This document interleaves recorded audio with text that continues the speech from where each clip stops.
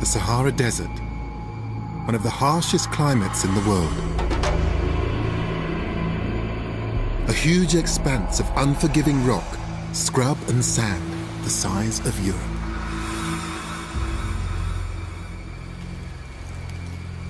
To me, it looks like a place of nothingness. But it was from here that a group of desert nomads came to transform the northwest corner of Africa into a vast empire that stretched from the Sahara to Spain.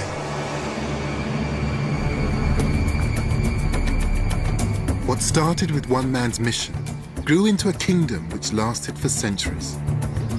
Its rulers generated tremendous wealth, created great architecture, and promoted sophisticated ideas in an ordered society.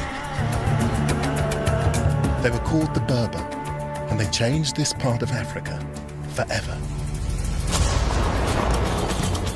We know less about Africa's past than almost anywhere else on Earth. But the scarcity of written records doesn't mean Africa lacks history. It's found in artifacts, culture, and the traditions of the people. In this series, I'm exploring some of the richest and most vibrant histories in the world. I'm here in Morocco to explore how a small collection of Berber nomads created a vast kingdom out of nothing, and how the very forces that created that kingdom ultimately helped to destroy it.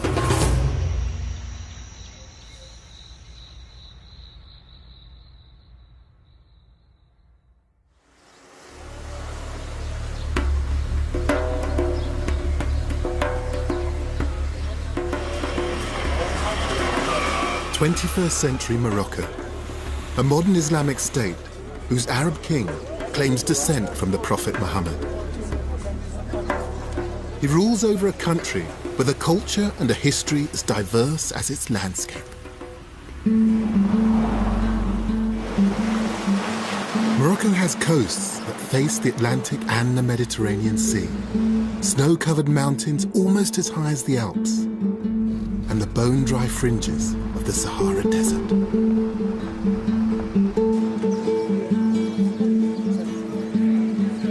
En Arabic. The dominant languages spoken here now are from Arabia and Europe. But nearly half the population still speak Berber, the language of the indigenous Africans. 1,000 years ago, this was their land, but there was no sense of a nation-state. Instead, on either side of the Atlas Mountains lived small, independent Berber clans of farmers, traders, and nomads. These people were Muslim, but they maintained their traditional Berber customs. And they didn't always follow Islam to the letter of the law.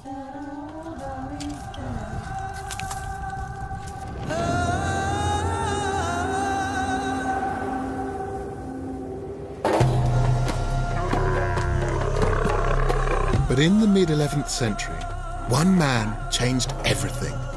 A Berber who'd studied the Quran and had become a charismatic, fiery preacher. Idealistic and uncompromising, he had a clear mission to change his fellow Berbers into proper Muslims, schooled in the strict fundamentals of their religion. His name was Abdullah ibn Yassin, and his travels to Islamic centers of learning had left him a student of a strict legalistic interpretation of the Quran. He started his mission in the Western Sahara, where he pulled together an alliance of tribes and appointed himself as spiritual leader. In so doing, he started a series of events that completely transformed Northwest Africa. In the year 1054, he led an army of thousands of nomads and headed for Sijil Masa, then a major trading post on the edge of the Sahara and one of the most important cities in Africa. Ibn Yassin and his followers were called Almoravids, from a phrase meaning those bound together in the cause of God. They were determined to bind everyone to the cause. They had one simple mission: jihad.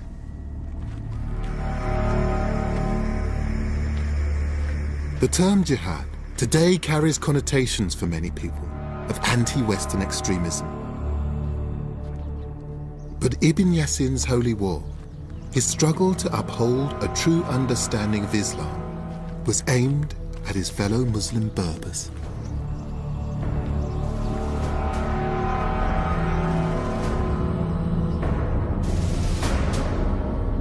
This spectacular ruin is now all that's left of Sijil-Massa, a city of well over 50,000 people, built in the middle of one of the biggest oases in Africa.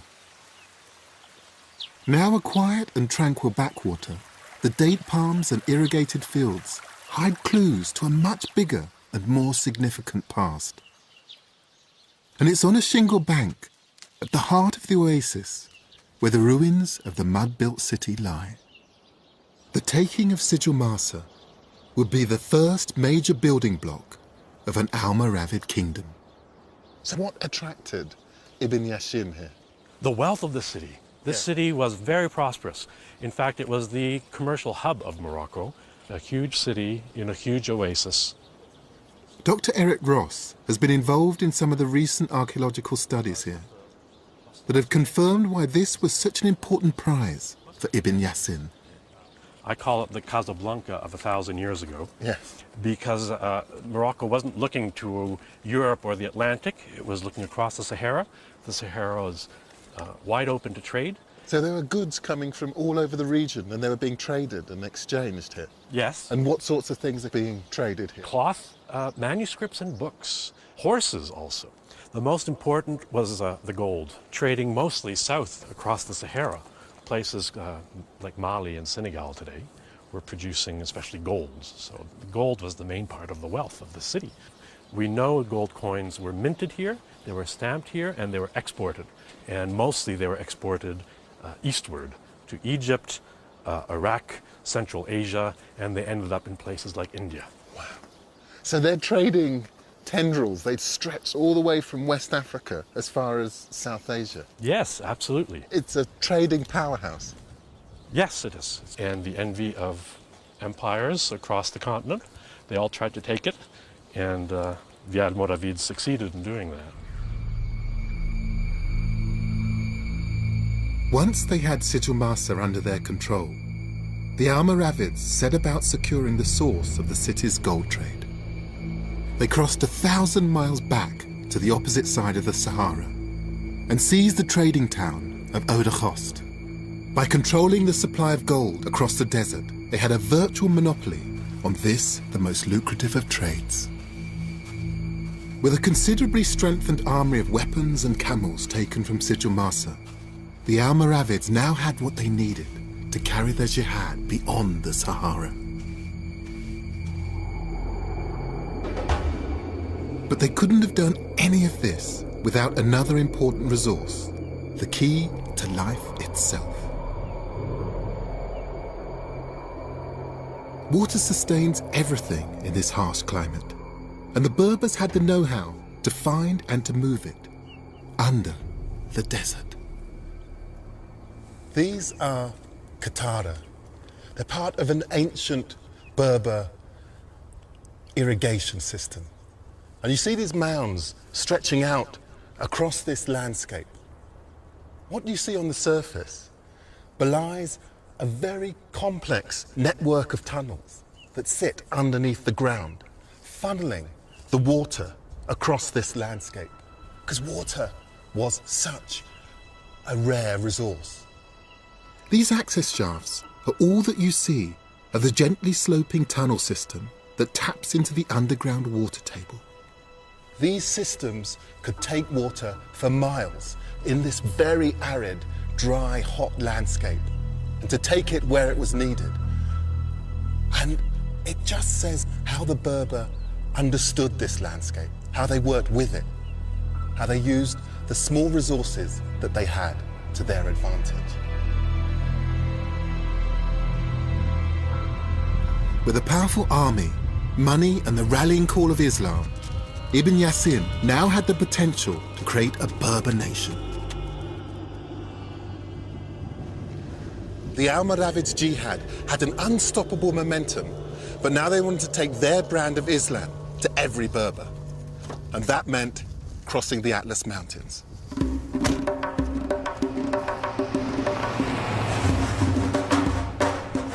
The high Atlas Mountains rise to over 13,500 feet, and they form a natural divide between the desert and the more fertile and populous lands on the other side.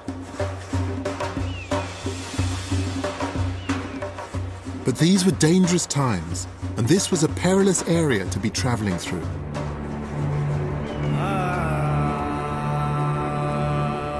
1,000 years ago, these valleys would have carried one of the main trade routes through the mountains, and that made it attractive to thieves. Ibn Yassin and his men were in bandit country. This is called the Road of 1,000 Kasbahs. And Kasbahs are these fortified houses that were once owned and used by Berber merchants.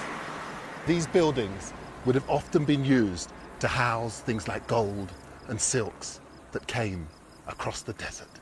And they had to be fortified because this was a dangerous territory. These are beautiful buildings, but their fortifications give a sense of what it was like in those days.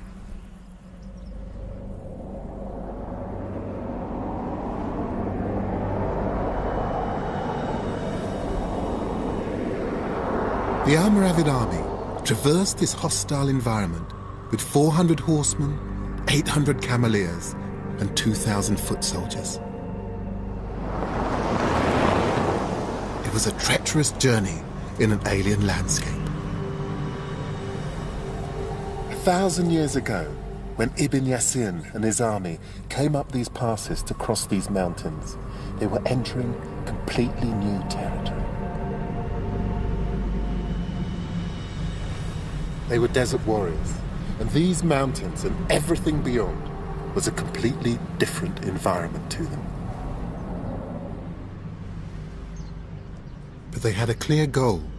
To the northwest of the mountains lived the tribes of Berbers that the Almoravids considered to be heretics. In 1058, the first people to feel the force of Ibn Yassin's army were the rulers of Agmat, a small city nestling in a lush valley on the north side of the mountains. Agmat became the new headquarters from where the army took their jihad to the tribes nearby. But it's been difficult for historians to uncover what life was like in Agmat at the time, for one simple reason. No one knew where ancient Agmat was. It was thought to be a lost city, but actually it was right here, beneath our feet. The dig has revealed only a small portion of the city so far, but this hammam, or bathhouse, is one of the most substantial and important finds. These remains illustrate the scale of the settlement here and show just how expertly they understood how to use water as a foundation of civic society. L'eau est une richesse très importante dans la région. Abdullah Fili has been slowly unearthing the remains of the buildings here since the dig first started. Au-delà de l'utilisation de l'eau dans les bâtiments publics comme le hammam, la mosquée, le palais, etc., nous avons également l'utilisation d'eau dans l'irrigation, on répartit l'eau selon deux composantes. La première composante, c'est les bâtiments publics et les bâtiments privés, les maisons, etc. Et puis après, les trois autres jours, c'est pour l'irrigation des champs. Remarkably, this entire building, which dates from the time of the Almoravids, more than 1,000 years ago, was excavated almost intact. Et effectivement, on trouve que c'est l'un des plus anciens hammams au Maroc. Après celui, il représente donc l'un des plus grands hammams de l'Occident musulman. Et ça permet effectivement d'avoir un chef-d'œuvre architectural extrêmement important. C'est énorme comme hammam. Il fait pour le moment 500 mètres carrés, ce qui est exceptionnel pour un hammam parce que ça demande justement une ingéniosité au niveau des techniques de chauffage, au niveau des techniques de l'alimentation en eau. This is absolutely amazing. I'm used to seeing their earth-built buildings, but to see this kind of stone and mortar construction, but also the water engineering, this is real innovation. It's so exciting. There was hot and cold running water. The temperature of the 3 rooms increased the nearer they were to the huge fires that heated the water as it came into the hammam. This was civilized living. C'est pour ça que la question de l'eau est vraiment centrale pour le fonctionnement d'un bâtiment aussi important, car il permet la purification des gens. Les gens viennent ici se purifier, par exemple, 1 fois par semaine, 1 fois toutes les 2 semaines, etc., pour se reposer, parce que le hammam, avec le système de chaleur, ça permet de reposer les corps et aussi parfois les esprits.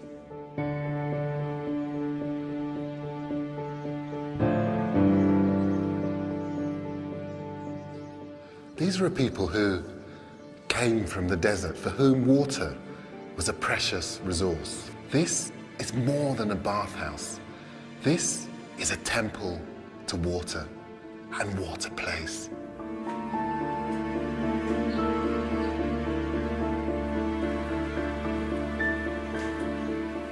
The Almoravids were beginning to appreciate city life, but there was a problem. For desert nomads, this city was just in the wrong place. Surrounded by mountains and hills on 3 sides, Agmat was not in a good defensive position.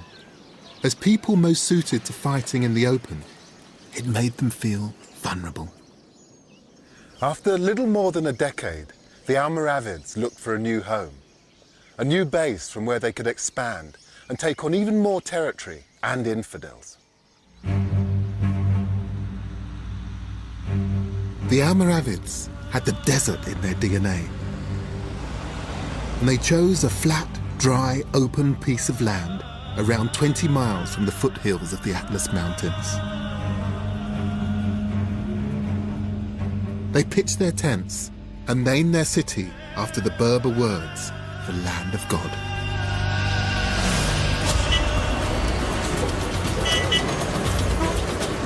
It was called Marrakesh. The founding of Marrakesh in 1070 represents a point when a loose band of marauding jihadists become an imperial force to be reckoned with. What began as a collection of tents rapidly became an established city.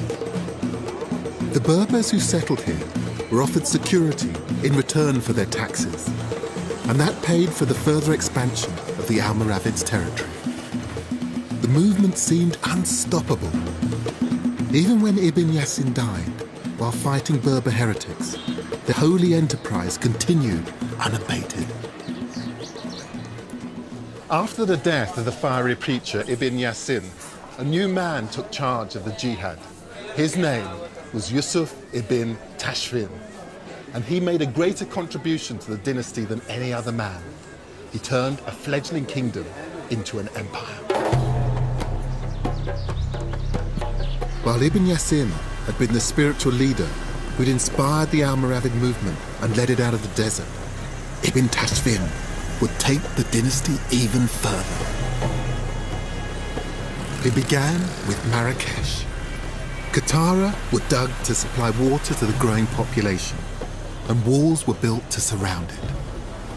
The street that we are, Yes. it was made at this time. This street. And especially the walls we will see, the walls were made at this time. Former Minister of Education, Professor Mohammed Khanidri, knows Ibn Tashfin's city well. What sort of man was Ibn Tashfin? What was he like? Yes, Ibn Tashfin was a very high man, very courageous, and beautiful, handsome man. Beautiful, handsome, yes, handsome. And he was especially very curious and very strong man. very strong man and has a big personality. And how did he change Marrakesh? He said that here we'll have a palace, here we'll have a commerce, here we will have an administration. And he make a very good plan, and he began to make construction of that, to realize. Really? Yes, yes. So he built these streets? And yeah, the street was made at this time, just like as you see it now, with the commerce and with the sellers, the seller of everything, vegetables and also spices, and with colors, smells, and many smells, many colors. It was like that since long time, since the 11th century. So wandering around here, you still get a flavour of the days of Ibn Tashfin? Yes, of course, yeah. The walls that Ibn Tashfin commissioned have been rebuilt many times. But one of his original gates, the Bab de Kala, still stands. It's huge, but it's remarkably simple. Yes. The architecture of Almoravid is very simple. The Almoravid came from the Sahara, and they were Muslims. And they have the philosophy of Islam, which is that you have harmony, you have beauty, but simplicity. I love that, the idea of harmony, of beauty, of simplicity, all of those things together in this gate. And every time you pass through here, you're going to remember that. And for those people that felt part of this community, they were tied together by that simple, beautiful philosophy. And I think it's a philosophy of life. But it's something which begins here. That's right. The Almoravids had created a worthy capital. Now they set about establishing an empire. Their army took the jihad north, taking city after city, expanding their influence east as far as Algiers, well beyond what we now call Morocco. Back in Marrakesh, the Almoravid reflected on their extraordinary achievements. It had taken 26 years from their first incursion out of the desert with the taking of Sijil Masa to the point where they controlled the whole of northwest Africa. Their next move extended the Almoravids' jihad beyond anyone's expectations, north into Europe.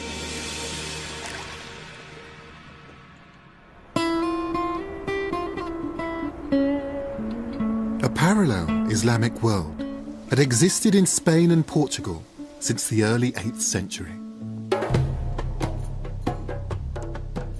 It was called Al-Andalus, and it had flourished under the Caliph of Cordoba into a rich civilization of lavish palaces and elegant gardens. Now in the 11th century, it had broken up into weaker city-states. These were being attacked by Christian armies from the north of Spain, and the Muslim rulers appealed to the Almoravids for help.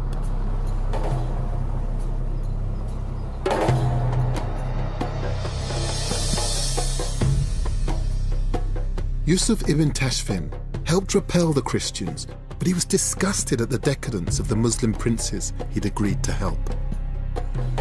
Ibn Tashfin had enough of these party princes and their moaning. He also disliked their lack of dedication to Islam. But he decided he had an obligation to save the souls of their Muslim subjects. And in 1090, he returned in force and deposed their rulers one by one. The Almoravids now ruled over a vast kingdom that reached from the Sahara to Spain and from Africa's Atlantic coast to Algeria. Never before had all this Muslim territory been united under one management. One kingdom, united politically and spiritually. And it was the so-called barbarians of the desert that had done it. The beating heart of the kingdom was Marrakesh.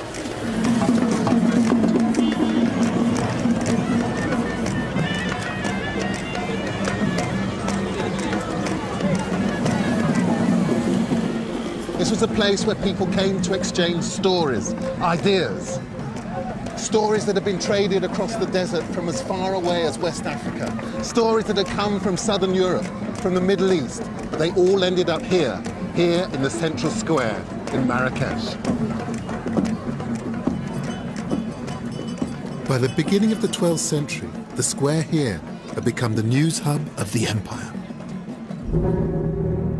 But in 1106, the news running around this square was of terrible importance. Yusuf ibn Tashfin had died. Ibn Tashfin was more than 80 years old when he died. He had seen his Berber kingdom grow from the founding days of Marrakesh to the farthest reaches of his empire.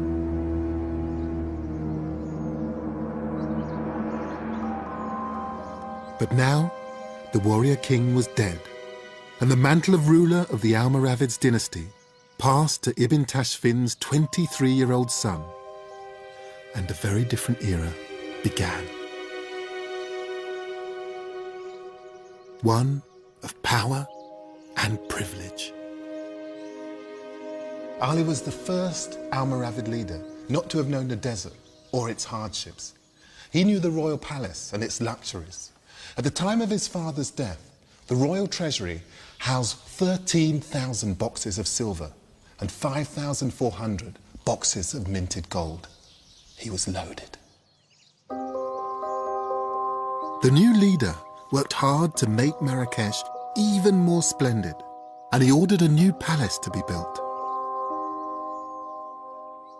It was part of a beautification plan for the city, which drew heavily on the architectural influences of Andalusia. It was thought that no buildings were left that could show us what Ali's grand vision might have looked like. Then, in 1952, buried under some outbuildings, they found this.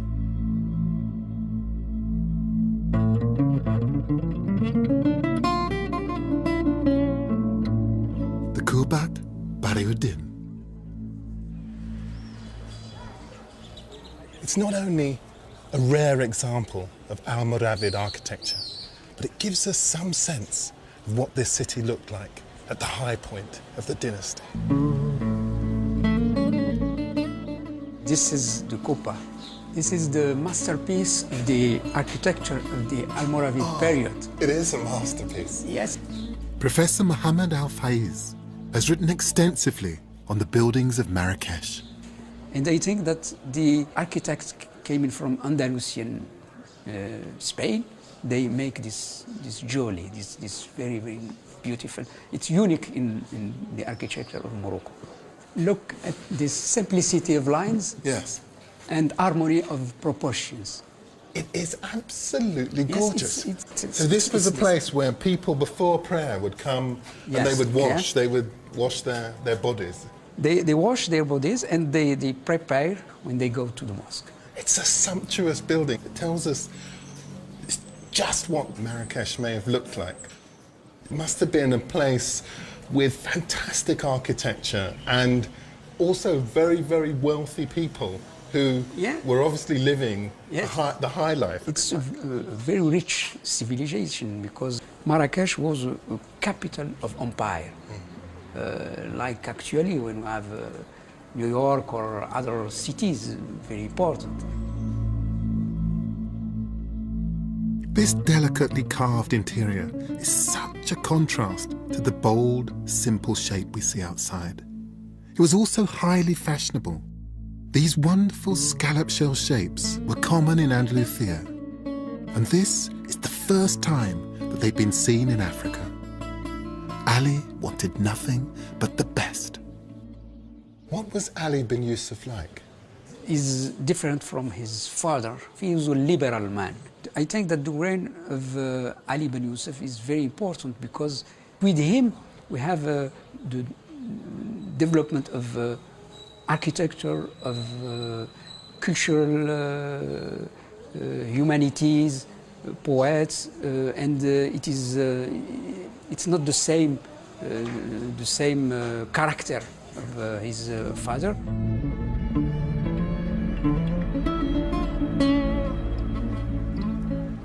This is a massive architectural statement in the palace grounds, which shows just how far the Almoravids had come since their days as desert warriors bent on holy war.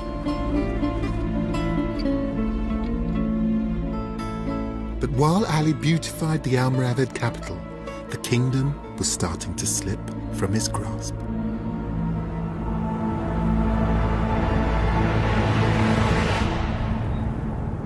Under Ali, the link to the desert tradition was broken, and to some, the Almoravids seemed to be going soft.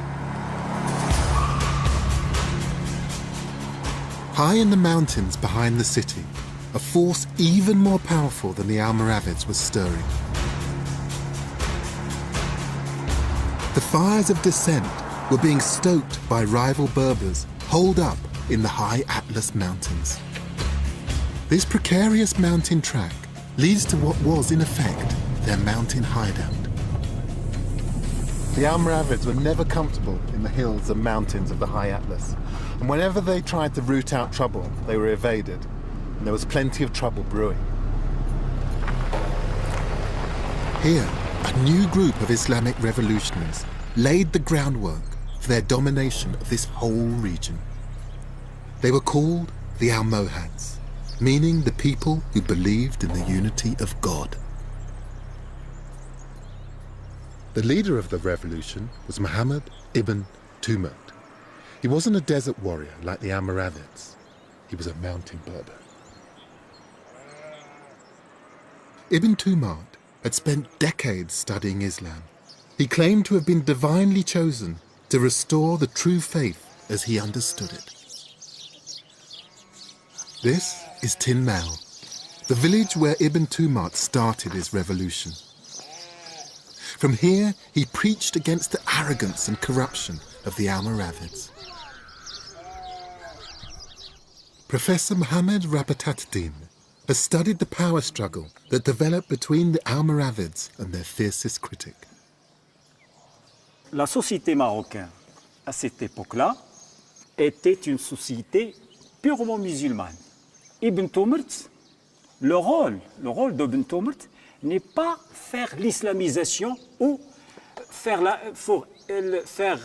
une deuxième fois de l'islamisation de la société. Non. Ce qu'il a fait, c'est une politisation de la religion pour faire ou pour donner une légitimité à son projet politique. So your interpretation is that the religious manipulation of the text was something that Ibn Tumurt was spearheading as a way of changing regimes. Cet objectif donne aussi la création de la grande empire islamique dans la Méditerranée occidentale, qui est la dynastie ou l'empire almohad. So Ibn Tumurt wants to increase his political influence and then go down the mountain to attack Marrakech. Tin Mal est la base et le point de départ vers Marrakech. Ibn Tumurt undermined support for the Almoravids by questioning their interpretation of Islam, and therefore their claim to legitimate rule. And he goaded Ali bin Yusuf into combat. In 1130, the Battle of Words finally turned to war, and the army of the Almohads came out of the mountains to face the Almoravids and lay siege to their cities. It would be a long campaign.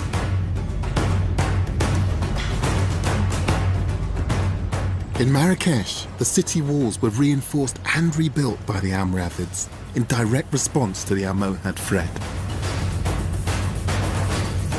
A culture based on nomadic traditions and tents turned in its most desperate moment to huge walls like this to protect themselves. But their ancient belief that walls imprisoned rather than protected proved true as they became increasingly confined to the city.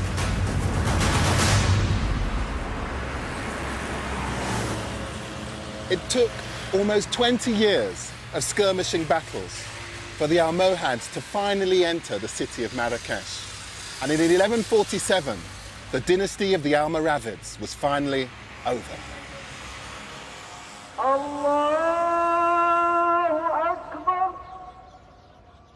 Once inside the city walls, the Almohads wanted to stamp their authority on the city, and they started by replacing the most significant of the Almoravids' buildings. This is the Kutubiyya Mosque, named after the Al-Kutubiyin, or the booksellers who used to ply their trade here. It's also Marrakesh's most important building.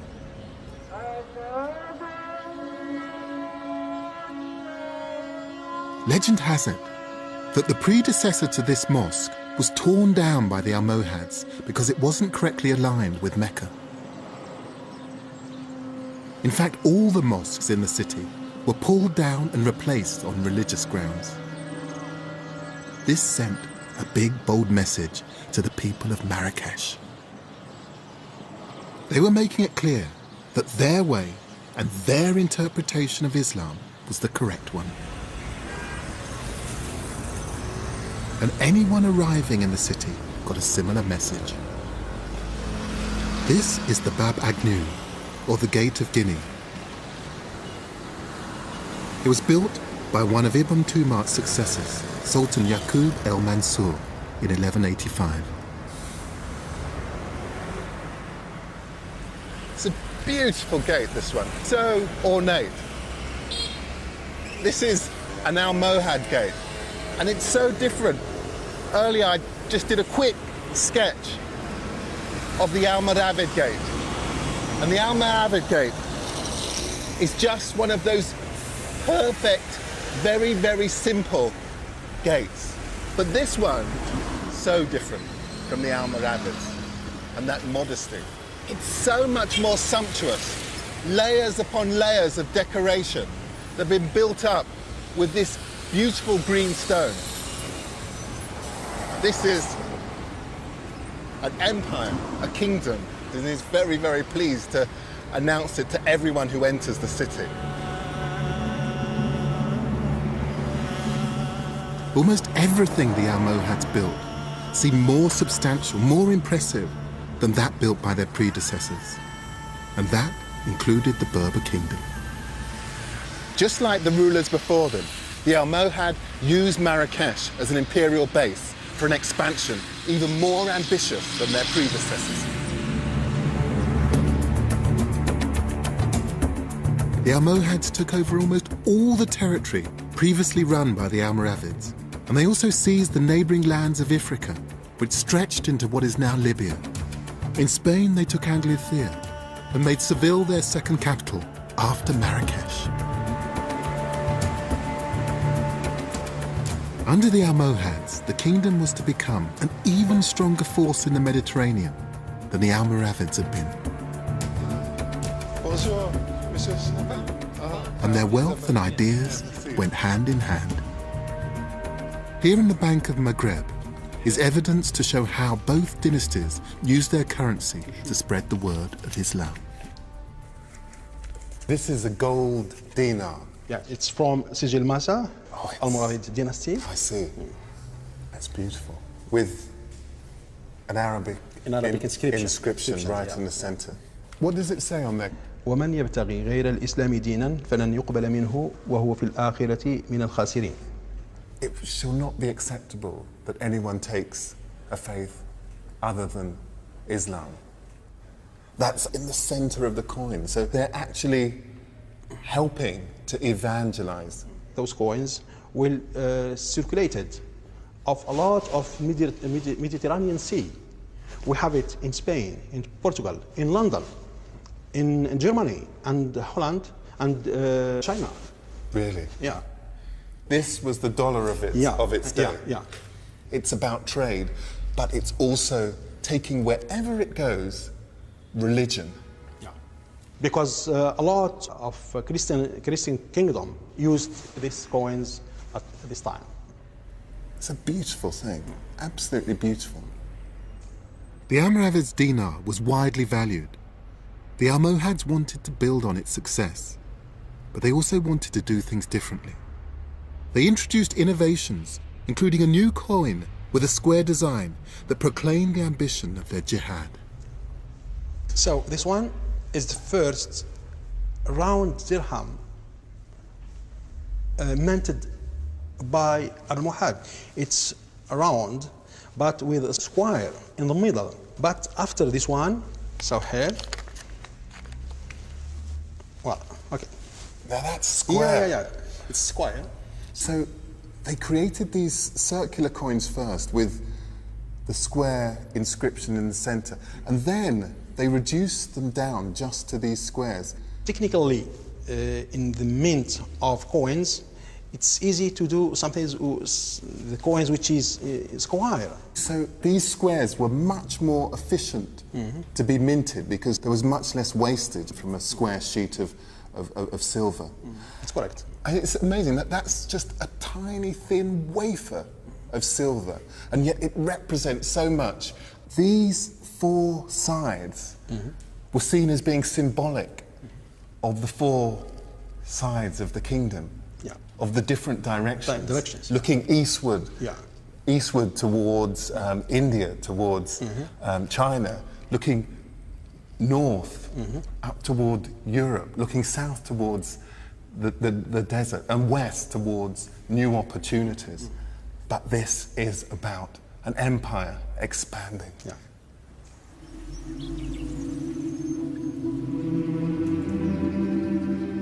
Under the Almohads, the Berber kingdom had become extraordinarily powerful and wealthy. They undertook increasingly ambitious projects to reflect the magnificence of their empire.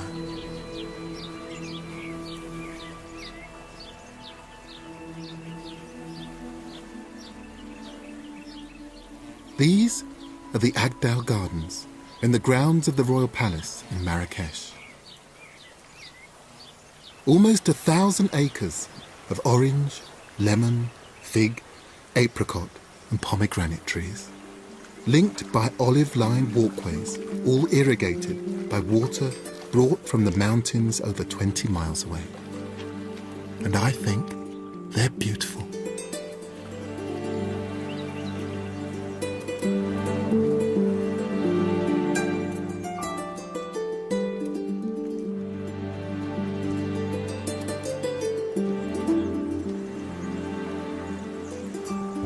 Place. This is the Almohad using water in such a luxuriant way.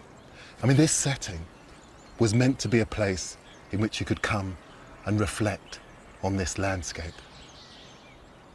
And what they're using are all the traditional constituent parts of Berber culture. You have here water, you have the palms, you have olives, you have fruit trees. These are things that they would have had in their oases. But what they're using them for here is for recreation and just simply for people to come and reflect on the beauty of Berber culture. And even today, hundreds of years on, who can doubt that they succeeded?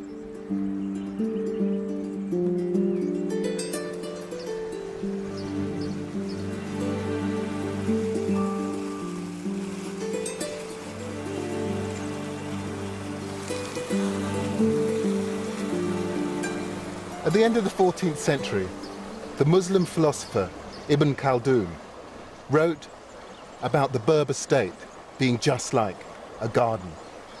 Within this garden, the government turned like a wheel. He said that there was no justice without the monarch, no monarch without the army, no army without taxes, no taxes without wealth, and no wealth without justice. Ibn Khaldun's vision of a garden in perfect balance highlighted just how interdependent these elements of government were. Justice was defined by the monarch, who was supported by the army. They were paid for by taxes that were generated by the wealth of its citizens. While all of those things were in place and intimately connected, the wheel could continue to turn.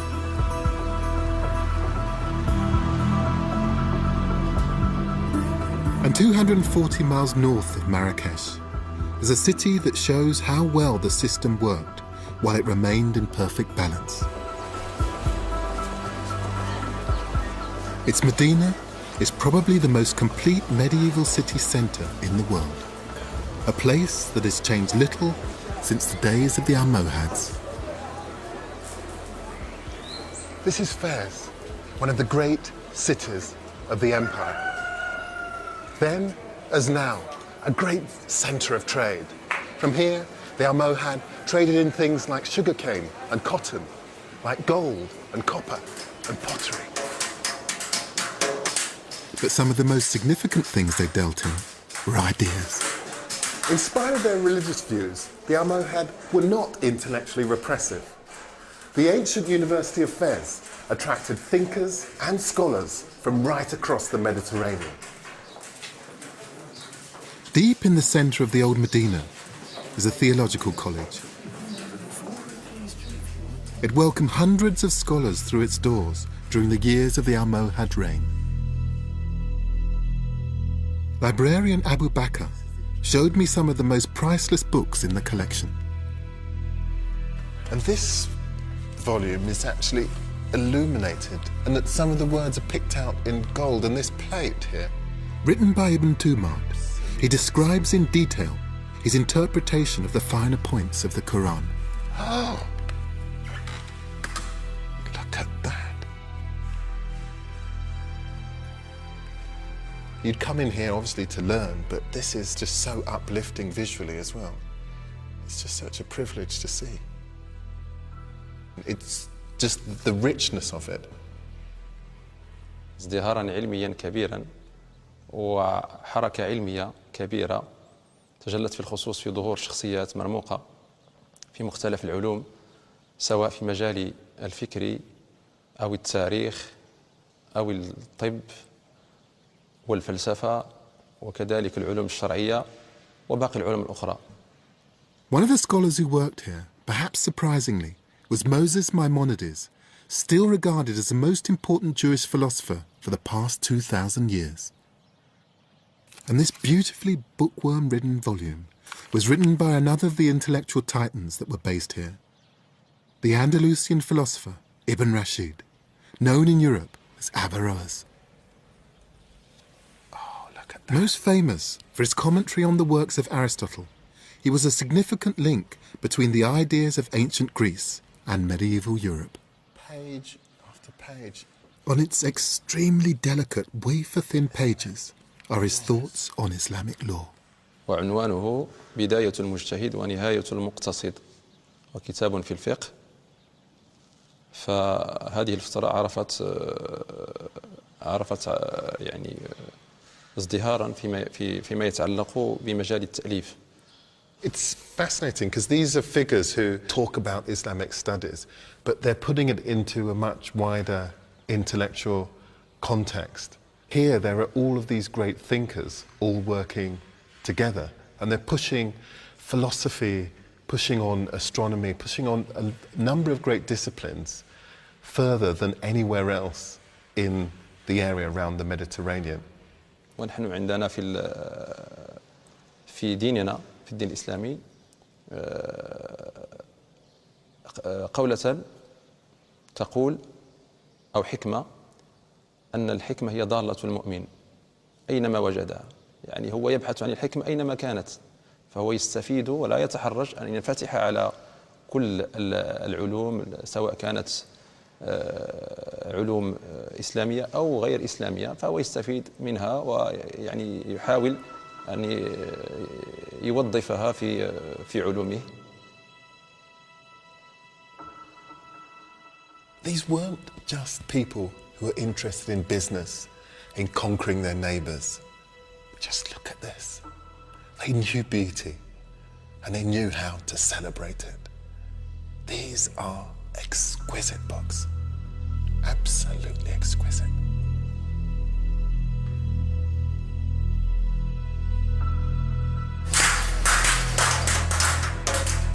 Directly outside the college, the atmosphere is peppered with the almost constant sound of hammering. The Medina is still a place of work. At the height of the Almohad Empire, Fez had 372 mills, 9,082 shops, 47 soap factories, and 188 pottery workshops.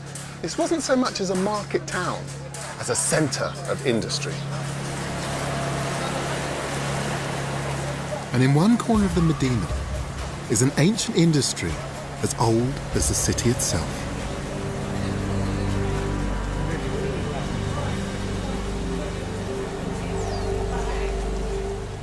Binding and protecting the priceless books and their precious contents was some of the finest leather in the world. And it's still made today, as it would have been during the Almohad's reign.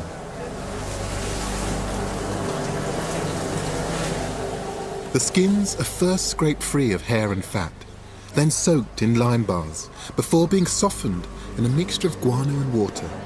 It's a process that is still remarkably natural. What do you actually use to dye? This is a herb that you're using to dye it. هذا كيكون حارش شويه مجهد. هذا طبيعي غير ديال الشجر. هذا غير ديال الشجر هذا كتطحن وكندير. This is all natural. So this bright pink is a natural substance. So this process literally has remained unchanged for hundreds of years. هذه بلديه ما عندهاش شي تحسن غير هذه الخدمه ديالها هي اللي غتبقى. Way before Henry Ford famously created his factory for assembling cars, the Berbers of Fez already had a production line.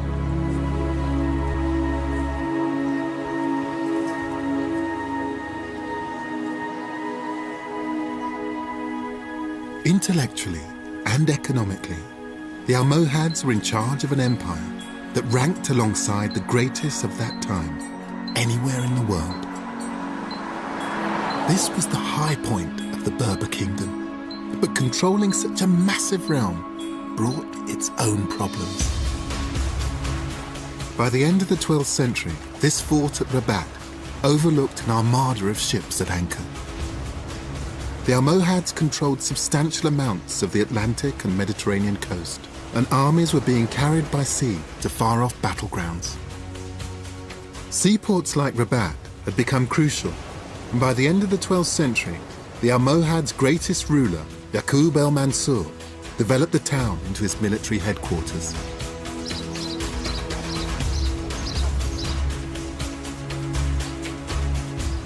First came the fortification of the old town with ramparts and gates. And then, in 1195, something really grand.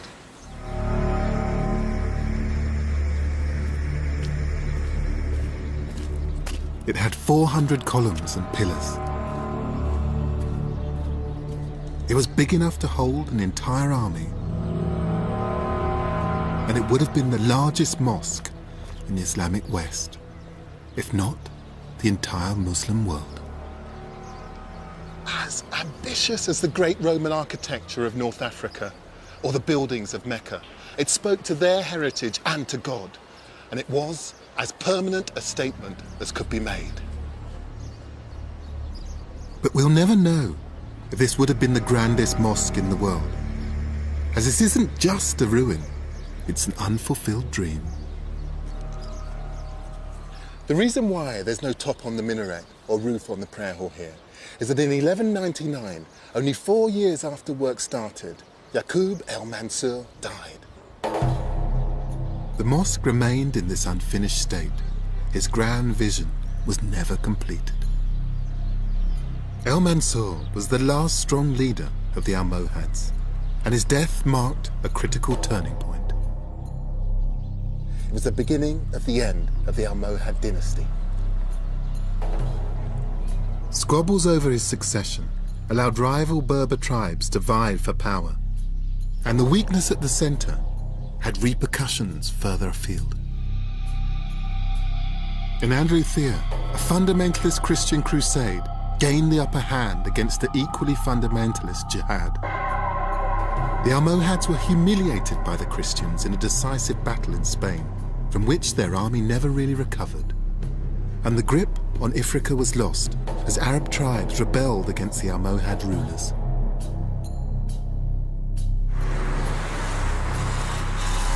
Professor El-Faiz has studied the factors that led to the decline of the Almohad's Berber kingdom. There are external factors. Almohad army facing the Christian army in Spain, they don't succeed. They lost also the control of the Mediterranean Sea. So on every front, things are collapsing in. Economic factors are very important in the explanation of the decline. They don't control the trade. There is no money, no budget to control population.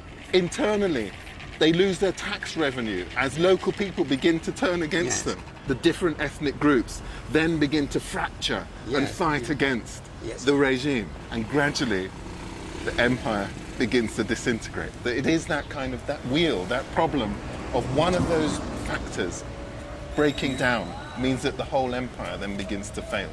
All these factors contribute in time to the collapse of this dynasty. In 1269, Almohad rule ended when a rival Berber dynasty seized power in Marrakesh. The collapse of the Almohad Empire didn't happen overnight. It happened over decades. But nothing that followed could come even close to what they had achieved. None of the Berber dynasties that succeeded the Almohads was powerful enough to rule North Africa. Attempts to return to the glory days of the Almohads failed.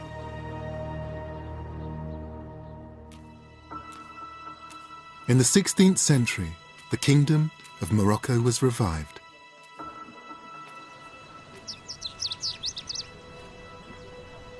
But this vast palace was built by a different dynasty, claiming the right to rule as true interpreters of Islam.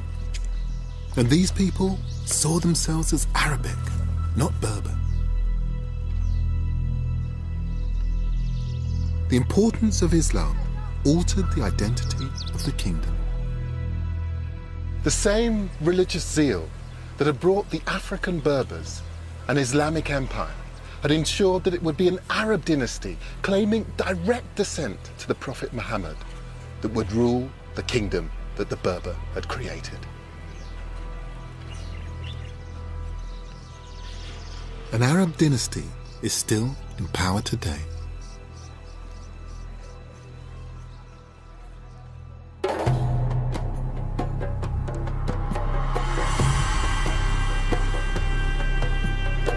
After 5 centuries of Arab rule, many now think of Morocco as an Arab state with an Arab history.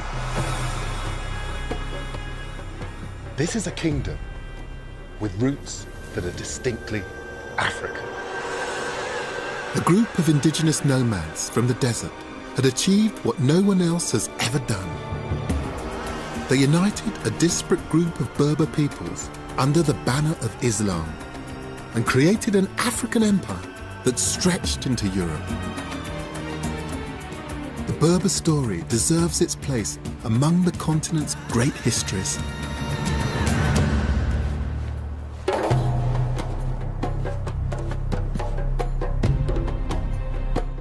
This Friday here on BBC HD, it's Baka, a cry from the rainforest, the story of a pygmy tribe undergoing change. And you can see that Friday night at 9. Tonight, how to get the nectar flowing in your own back garden. Bees, butterflies and blooms next.